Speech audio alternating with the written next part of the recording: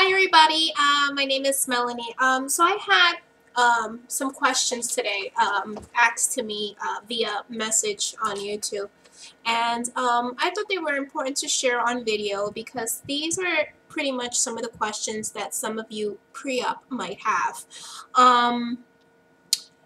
So somebody wanted to find out exactly how old I was. I am 29 years old. Back when I got the surgery was 3 years ago, so let's rewind 3 years ago. 28, 27, 26. I was 26 years old when I got the surgery. They wanted to find out exactly how long I had been at my weight. At the time of surgery, I was 275 pounds. The lowest I remember being was 230 pounds, which was back in junior high school. So that was the lowest I've ever been in my life, as compared to now, where I'm in the 150s. So back when I was overweight, the lowest I was 230 pounds, and at my highest I was 275 pounds. Now I was about 275 pounds for about, I believe, anywhere between a year to 2 years. And what led me to have weight loss surgery was that at 275 pounds was the same weight that I was when I was 9 months pregnant with my son, who was my only child. So that was a big burden on me, and I couldn't believe that I was 275 pounds, and you know, I didn't see any other choice but to have weight loss surgery. That was the biggest I had ever been, and I wasn't going to let it proceed. And because my family also suffers from diabetes and stuff like that, and I didn't want any of that happening to me. So that was that question. And I want to talk about exactly how to, like, I guess, I had Lapand surgery, and now there's different types of lap bands. I personally have the allergen, or however you say it, allergen lap band. Since then, I've heard that they've come out with allergen realize band. Now they have this other one called slim band that I'm hearing about. And it ranges anywhere, I think, from what I hear, based on your liver, I think that that's what it is. Based on your liver, the band sizes come anywhere between 4 cc's to 12 cc's. The most common one that I hear all the time is a 10 cc band.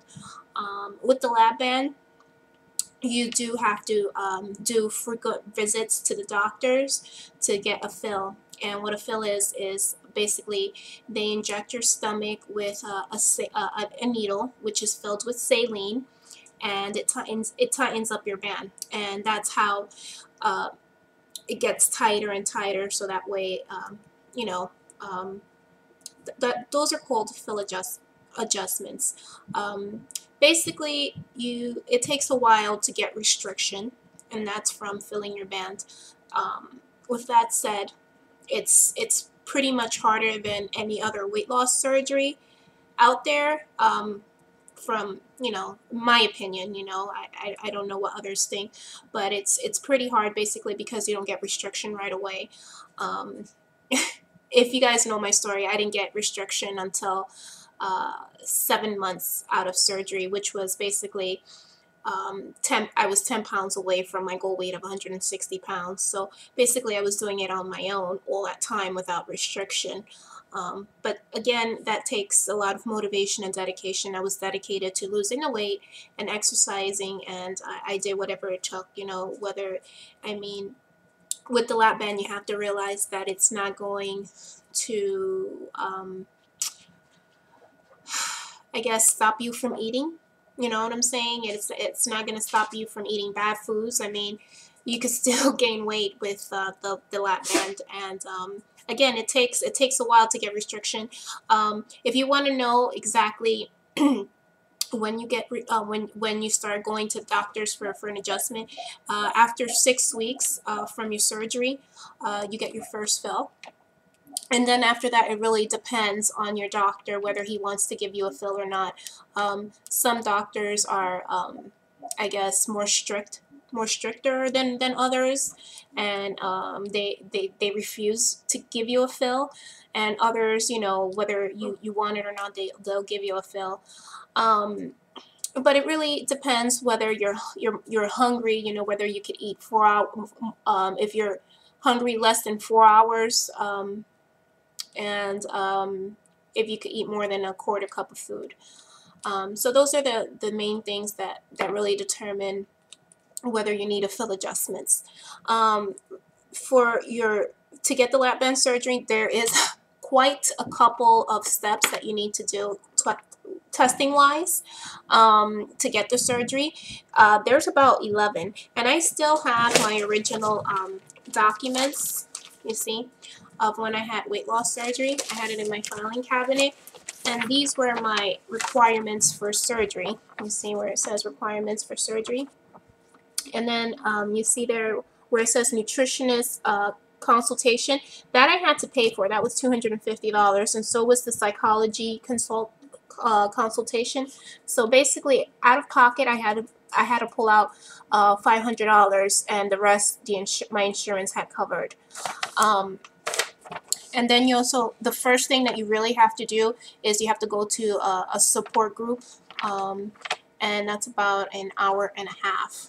That's how I first got started, where you have to go to a support group, and you have to attend there, and then after that you see the doctor, and then the doctor will give you this whole packet, I believe. Yep, this whole packet. I don't know how other doctors work, but they'll give you a packet, and then they'll give you a list of the testing that you need to take. And there's quite a few. There's about 11 of them, okay? So it's quite a process before you even try to get the surgery. The first one I had to do was a diet history of personal written history that how much my weight has been throughout the years. Blood work. My blood work consisted of a T3, T4, TSH. Pulmonary consultation clearance, which consisted of pulmonary function tests, a sleep apnea study, and a chest x-ray. Then I had a cardiac consultation, and I had required clearance. That consisted of an EKG, an echo, and a stress test. And then I had an education class 2 hours prior to, 2 weeks prior to surgery that I had to do. And then I even had to do a test, which was called an EMMI. It was a computer program. I don't know how many questions they asked you. And then I had to get clearance from my doctor, which basically it's a reference letter stating that, what is it, that you're okay for the surgery, and that they recommend you for the surgery. Basically, it's I believe it's a reference letter, stating that you need the surgery and blah blah blah blah blah. And then all of that combined together, after you have everything of your testing, then you could go and have surgery. What else was I going to say? So yeah, that's a lot of testing. Oh yeah, what I was gonna say is, for me, it was pretty quick because I am a fast-acting person and I like to do everything quickly. So I had everything done, I believe, anywhere between in a month, actually, 4 weeks. But it could take as long as, I tell you guys, 2 months. So I had everything done, I believe, in 4 weeks. In 6 weeks, I had my surgery date. And then they had everything pretty much was within a 2-month period. I went to the doctor, so let's say it was in October 30th or November, and then I had a surgery date of December 15th or something like that, which was only a month later. But then I changed it to January because of the Christmas and New Year's holiday. So everything was pretty quick for me. Again, my insurance covered my Lapand surgery. Some people's insurances, please bear this in mind, they require a 6-month supervised diet.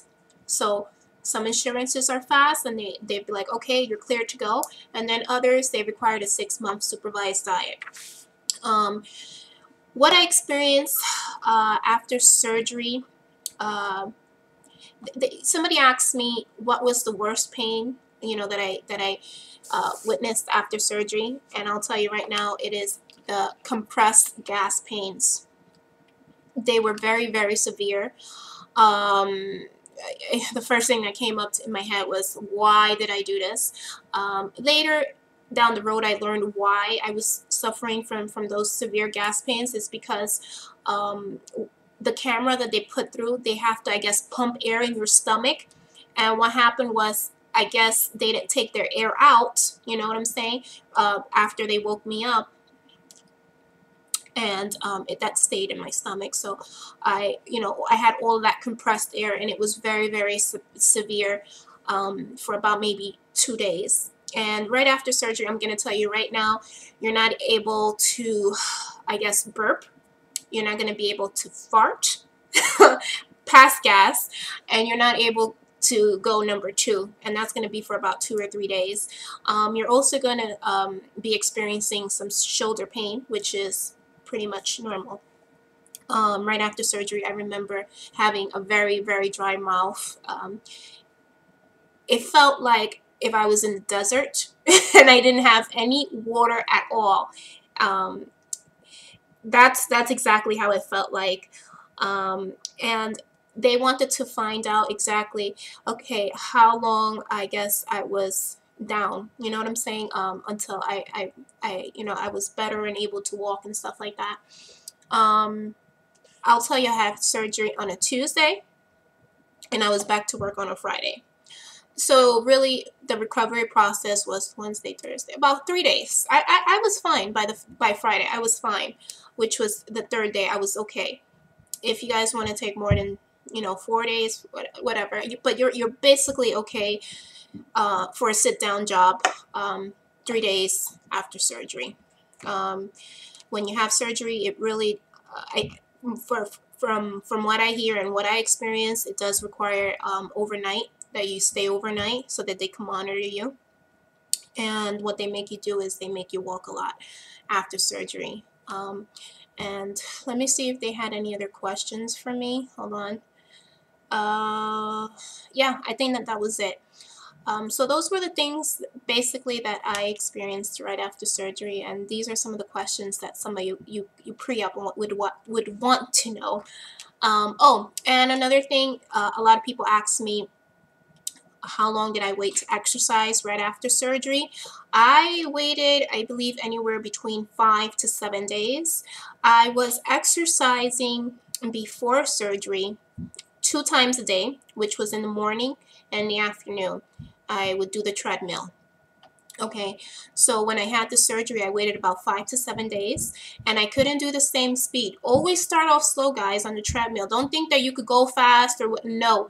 Always start off slow and work your way up, always, like, let's say, what was I doing back then? I don't know.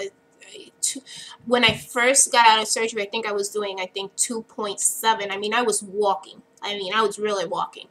And then, like, every day I would, like, try to increase it by, like, 0.1. Then the next day, 0.2. You know what I'm saying? So if you're starting off at 2.6, next day try 2.7. The next day try 2.8. Try to work your way up. You know what I'm saying? So I basically waited 5 to 7 days, but again, I started walking very slowly, and then as I healed and got better, then I was able to do more and incorporate more. Then I started doing the elliptical, then I started doing the ab workouts. With the lap band, it's quite difficult to do ab workouts because you do have a port in a lap band. So that makes it quite difficult to exercise and do crunches, in my opinion. Also, if from my experience with the lap band, you do feel your port after you lose a significant amount of weight, and that is very bothersome. And some people will have to get port revisions, as they had told me I needed a port revision. But what happened in my case was that I had gotten plastic surgery, specifically a tummy tuck. And when I got a tummy tuck, they were able to, I guess, move move my lap band, or my port rather, to another location, and I guess deeper within the stomach, and I'm not able to feel it anymore. So that was the case in my thing, but a lot of people feel discomfort with their ports after they lose a significant amount of weight, and they're able to feel their port even more. Some stick out, you know, and it's just uncomfortable. This is something, you know, to look out for, and a lot of people like to know this in advance. But that's it, guys. That's my story. Hope you like it. Hoped I helped some of you guys, pre-uppers. Questions and answers, and there you go. All right, take care. Bye.